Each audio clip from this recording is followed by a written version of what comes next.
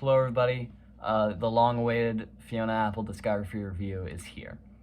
I want to start this off by saying thank you for a good year in 2022, and I hope to continue that in 2023.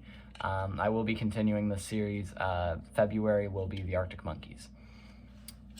But why not just jump right in? Enough with the niceties. Let's jump right into my Fiona Apple Discography review. Fiona Apple McAfee Maggart was born September 13th, 1977 in New York City, to a family full of performers. She grew up in Harlem with her mom and spent summers with her dad in LA. At the age of 8, she was a prodigy on piano. She was already composing pieces and playing along to jazz that she heard, and but aside from this early prodigal amazingness, her early life wasn't great. She was dealing with mental disorders and sexual assaults and eating disorder, but I won't be going too far in depth on that because the music doesn't really touch on that all that much. And Fiona Apple has said herself that she doesn't write about that. But that's her early life. And then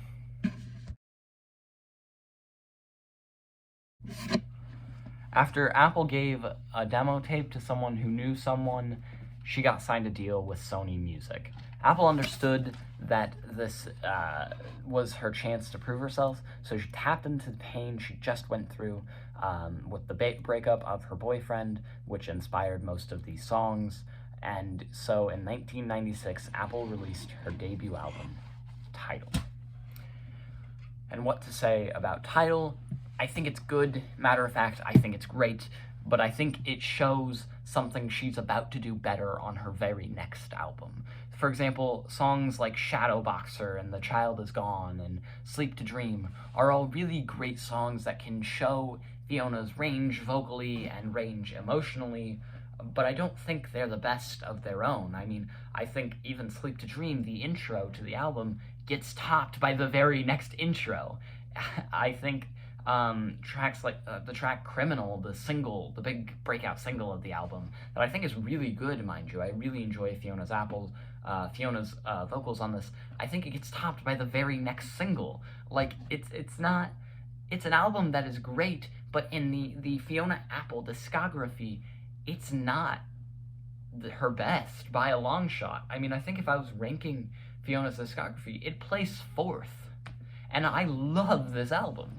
Like, I really do enjoy this. I think it is a great album, do not get me wrong. I think the themes of being broken up with and wanting a better relationship that are present are really great, and I really enjoy it. However, I don't think it's all that incredible comparatively to her previous albums.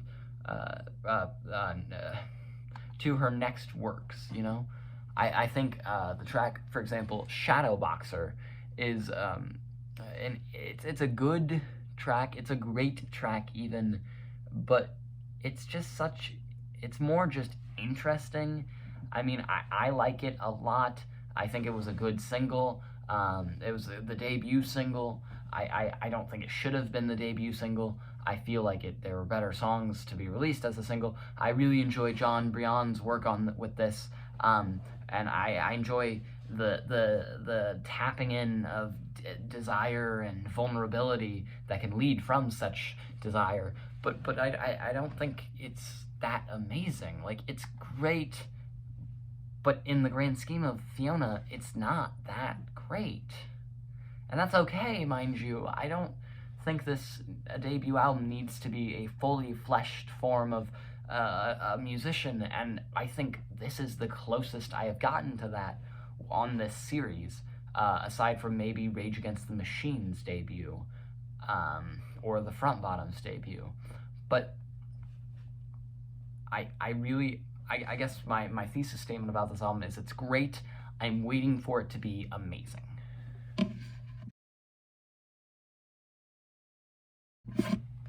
But at the time, critics really did think it was amazing. You know, after this critical success and accolades, Fiona was, wait, Spin Magazine, what do they think? Well, Spin Magazine thought it was good, but the readers of Spin Magazine didn't. They thought Tidal was bad. Well, shit. Guess she either has to quit music or write a fucking long-ass poem and name her 1999 sophomore album after it. So in 1999, we got When the Pawn Hits the Conflict, he thinks like a king. What he knows throws the blows when he goes to the fight, and he'll win the whole thing for he enters the ring. There's no body to batter when your mind is your might. So when you go solo, you hold your own hand and remember that depth is the greatest of heights, and if you know where you stand, then you know where to land, and if you fall, it won't matter, because you'll know that you're right. Frequently shortened to When the Pawn, ... For good reason. This album is so much better than Tidal.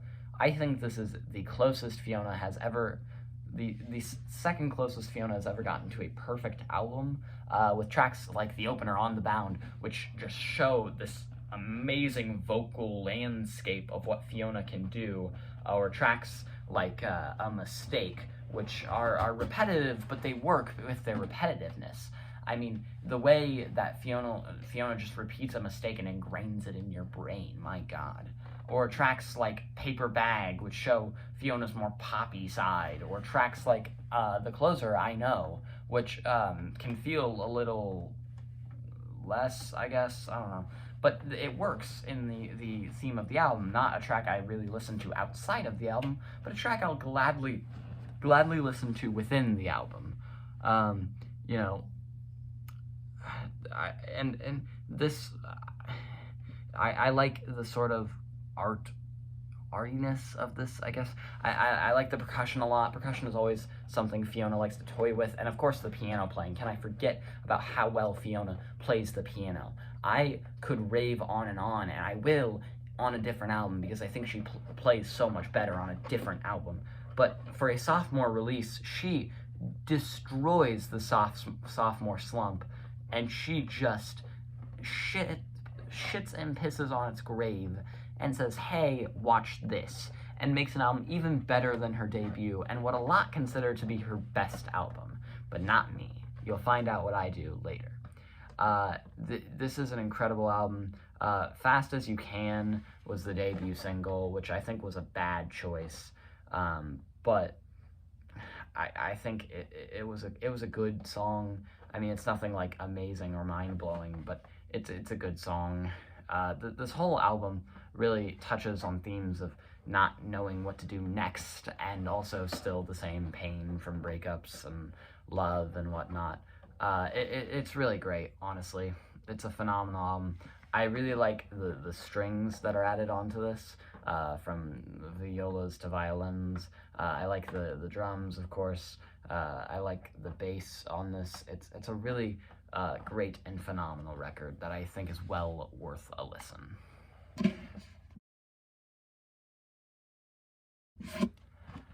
After even more critical acclaim and fame, Fiona went on hiatus. However, after a lunch with friend and producer of When the Pawn and longtime collaborator John Brion, she obliged to his begging for another record. So John worked out a deal with Epic Records that included zero deadline. Oh no. So Apple took her sweet time recording this one, going from 2002 to 2003, and then it got leaked. So naturally, re-recording happened. But Apple then realized she was unhappy with the original recording, and so she took 2 more years, and then a new producer to remake Extraordinary Machine, and then released it finally in 2005. This is her worst album. there's nothing really feeling new about this record. It all feels sort of the same, and I'm not necessarily mad about that, because I really do enjoy Fiona Apple's music because of her amazing piano playing, and her commanding voice, and her cutting deep into my soul lyrics, or her the addition of strings, or her percussive orchestras that she likes to use, so to speak, in later albums. But this isn't it. There are tracks that I certainly do enjoy. I think Get Him Back is really amazing. The opener, Extraordinary Machine, is really well done. I like Window. I like the, if I look out the window, I like the lyrics of Window quite a fair amount. I believe if I look out the window and it's not clear, I have to break the window. Here, I will just read them to you, because I don't want to butcher these. It was a filthy pane of glass. I couldn't get a clear view, so I had to break the window. It just had to be. I was never focused on just one thing. It wasn't the outside world. What? Yeah. It just had to be. Better that I break the window than him or her or me. It's really great, honestly. I love Fiona's vocals. So I had to break the window. It just had to be. I love Fiona on this track. But then there are tracks that, like Red, Red, Red, I just cannot get with that track at all. It just doesn't vibe with me, okay? Or Oh Well, I'm not huge into that one either. Or Oh Sailor, I don't really like that one either. They just feel samey to me, you know?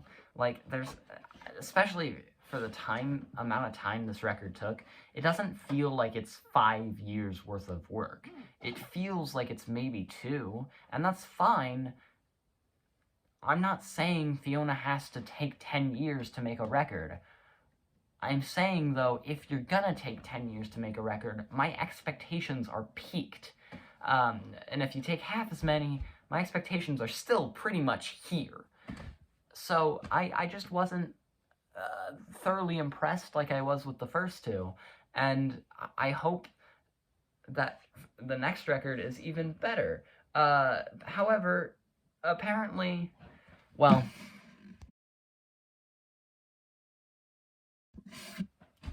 apparently people really liked this record. And by really liked, I mean really liked. So, lots of time passed, and then Billboard claimed that Fiona Apple was going to release a new record in 2011. And then 2011 passed, and there was no new record. But Apple said, to be fair, but she was waiting for a new president of Epic Records. And shortly in 2012, the new head of Epic was throned, and it was announced that a new Fiona Apple record was coming. And in June of 2012, we got, god damn it, The Idler Wheel is wiser than the driver of the screw, and whipping cords will serve you more than ropes will ever do. Frequently shortened to The Idler Wheel. And this is my favorite Fiona Fiona Apple record. First of all, the piano's so much well done here. Tracks like the closer Largo, Jonathan, Left Alone, Werewolf, all exude better piano, and this is where she really started tapping into percussion. She started making percussive orchestras, as I said before, easily shown on tracks like Daredevil or Periphery, and I think this is where she really started like flexing her musical ability, like her musical knowledge and talent. And if you want a great example of that, listen to Hot Knife. That track is phenomenal. I like the sort of build-up, if no, then I'm butter. If I'm butter, then he's a hot knife. And then it starts adding layers of vocals. There's a constant percussive beat under it until it's just the vocals and the harmony that the vocals provide to each other. And my god. This has possibly the best 3 Fiona Apple track run with Jonathan, Left Alone, and Werewolf. I love these tracks, and maybe 5 if you're going Valentine, Jonathan, Left Alone, Werewolf, and Periphery. this is a near perfect album. This is Fiona's best album to me, honestly. I can't think of a single track I'd skip.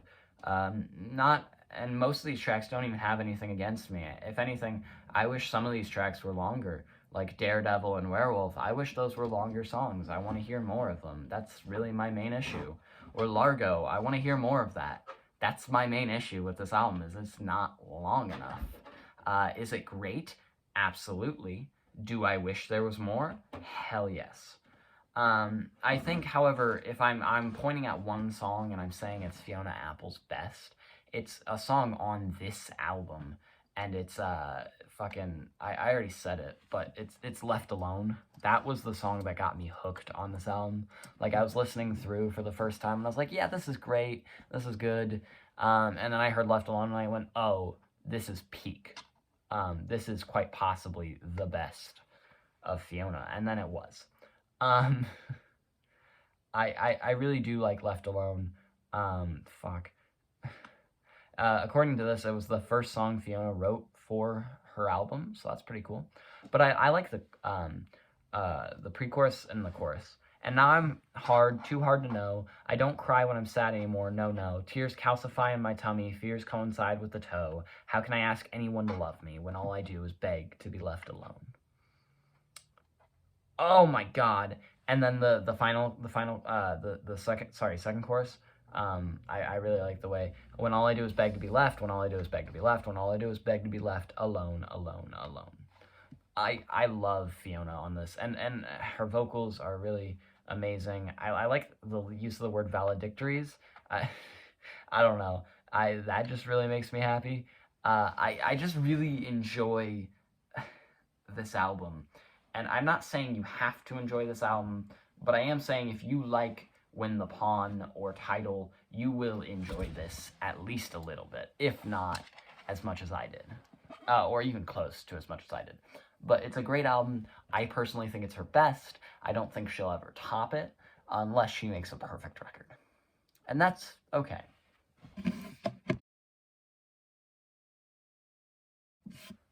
After critical acclaim and getting arrested in Texas for hash possession, or hashish possession, we get to early 2019, where we were getting hints of a new record, one that was more involved with being in the household, and then, this big thing happened in 2020 that I'm not apparently allowed to say.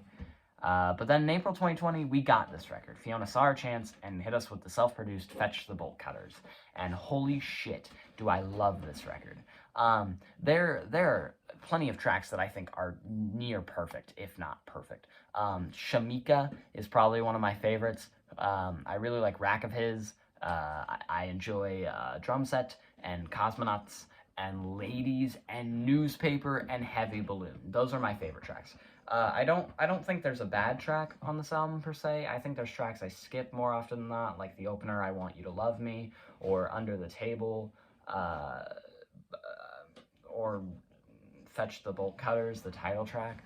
But for the most part, I don't dislike any of these tracks, at all. I think these are all good tracks in their own right. But I think my favorite track from this album, it's probably Relay. And not necessarily because it's better musically, but because it's better lyrically. I like the way that it just, the opening, evil is a relay sport when the one who's burned turns to pass the torch. Evil is a like the sort of rhythm of that chorus, the opening chorus, I guess. And then the first verse, I resent you for being raised right, I resent you for being tall, I resent you from never getting any opposition at all, I resent you for having each other, I resent you for being so sure, I resent you for presenting your life like a fucking propaganda brochure, and I see you keep trying to bait me, and I'd love to get up in your face, and I know but I know if I hate you for hating me, I will have entered the endless race. And it's back to the chorus where it's evil is a relay sport. Like, it's so good. It's so well written. It's so incredibly written, really. I really do enjoy Ladies. I think that's a pretty good track. I like Under the Table, actually, quite a fair amount. I don't know why I said I'd skip it, because I don't. I like the, I would beg to disagree, but begging disagrees with me. I like that line a lot. I like the chorus, which is like, kick me under the table all you want, I won't shut up. I won't shut up. I like the way she says I won't shut up. I think that's really neat. This whole album is really good, guys. I don't think you guys understand how much I love this. Heavy Balloon, holy shit. This track, I spread like strawberries. I climb like peas and beans. I love the commandingness of her vocals and like the way she commands her vocals on the chorus. I like the first verse. People like us, we would play with a heavy balloon. We keep it up to keep the devil at bay, but it always falls way too soon. I can't even, like, it's so good. It's really well done. And then, of course, there's Newspaper. I enjoy Newspaper. I think it's pretty good. It doesn't, like, I don't know why I really enjoy it, but I just really enjoy it. I like, and you're wearing time like a flowery crown, sitting there, sitting the big cat down, and I'm alone on the summit now, trying not to let my light go out, and let my light go out. That's really well done, I think. But I think one of my other favorite tracks is the closer, On I Go, which it's pretty short, actually. On I go, not toward or away, up until now it was a day, next day, up until now in a rush to prove, but now I only move to move. That's profound, man. And then the way it ends, up until now, and oh, fuck, shit. Oh, that's not the end. Like, the end of that sort of way, and then it goes in the long run, if I get there, in the long run, if I get there in the long one, if I could be alright, in the long run, if I could get there in, it could be alright, in the long run, in the long run, in the long run. It's a phenomenal closer, really. It's like, this was supposedly the chant that Fiona sang in jail to calm herself down, and it's amazing. I don't know. Like, I love this track. I love this album. I love the way Fiona incorporates household things. I love the way her dog is featured, like, on this album. Like, if you get the record, it says, like, with background from my dog. Like, it's really good. I really enjoy it. It's well worth the listen. And, yeah. Fiona received critical acclaim for Fetch the Bolt Cutters, and even got nominated and I believe received some Grammys for it. So that was pretty cool to see. However, other than that, there was no new solo work aside from a remix of Shamika that actually featured the real-life Shamika, which I thought was pretty cool. But if you're wanting to get into Fiona Apple, listen to literally any record except for Extraordinary Machine. Make that one the last record you listen to. I think you should start with Win the Pawn, followed by The Idler Wheel, followed by Tidal, followed by Fetch, but really it doesn't matter. All of them are great starting points into Fiona's discography except for Extraordinary Machine. Thank you for watching this video. I hope you're having a good 2023, and my passion project for the movies will be coming up soon. Peace.